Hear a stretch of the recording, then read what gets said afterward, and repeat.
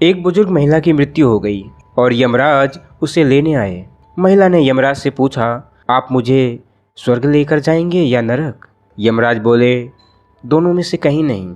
तुमने इस जन्म में बहुत ही अच्छे कर्म किए हैं, इसलिए मैं तुम्हें सीधे प्रभु के धाम ले जा रहा हूँ। बुजुर्ग महिला खुश हो गई और बोली, धन्यवाद, पर मेरी आपसे एक विनती है। मैंने यहाँ धरती पर सबसे स्वर्ग और नरक के बारे में बहुत सुना है। मैं एक बार इन दोनों जगहों को देखना चाहती हूँ। यमराज बोले, तुम्हारे कर्म बड़े अच्छे हैं, इसलिए मैं तुम्हारी यह इच्छा पूरी करता हूँ। चलो, हम स्वर्ग और नरक के रास्ते से होते हुए प्रभु के धाम चलेंगे। दोनों चल पड़े। सबसे पहले नरक आया। नरक में बुजुर्ग महिला ने जोर जोर से लोगों के रोने की आवाज़ सुनी।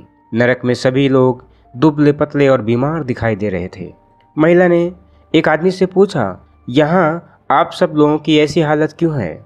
आदमी बोला, तो और कैसी हालत होगी? मरने के बाद जब से यहाँ आए हैं हमने एक दिन भी खाना नहीं खाया। भूख से हमारी आत्माएं तड़प रही हैं। बुजुर्ग महिला की नज़र एक विशाल पतीले पर पड़ी, जो कि लोगों के कद से करीब 300 फुट ऊंचा होगा।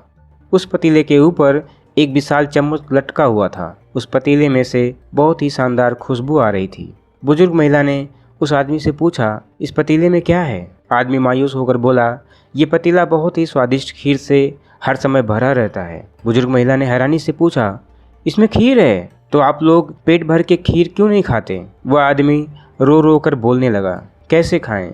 ये पतीला 300 फीट ऊंचा है, हम में से कोई भी उस पतीले तक नहीं पहुंच पाता। बुजुर्ग महिला को उन पर तरस आ गया। सोचने लगी, बेचारे खीर का पतीला होते हुए भी भूख से बेहाल हैं। शायद ईश्वर ने इन्हें यही दंड दिया होगा। यमराज बुजुर्ग महिला से बोले, चलो, हमें देर हो रही है।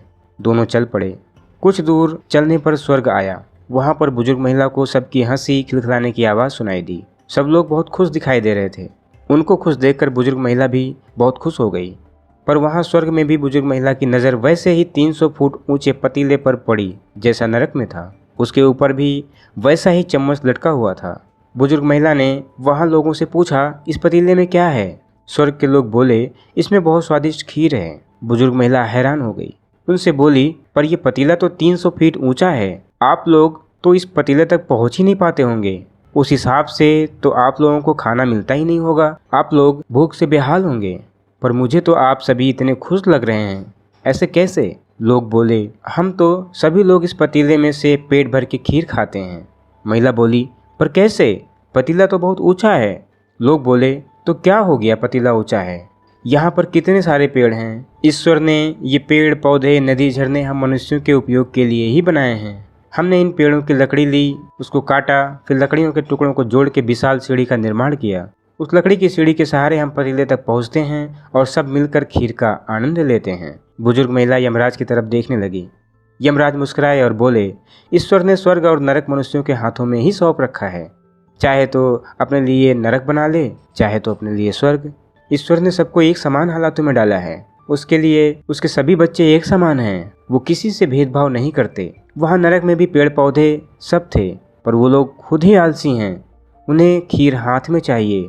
वो कोई कर्म नहीं करना चाहते, कोई मेहनत नहीं करना चाहता, इसलिए सब भूख से बेहाल हैं। यही तो ईश्वर की बनाई इस दुनिया का नियम है। जो कर्म करेगा, मेहनत करेगा, उसी को मीठा फल खाने को मिलेगा। अर्थात स्वर्ग एवं नरक आपके हाथ में ही है। इसलिए मेहनत करें, अच्छे कर्म करें और अपने जीवन को स्वर्ग बनाएं।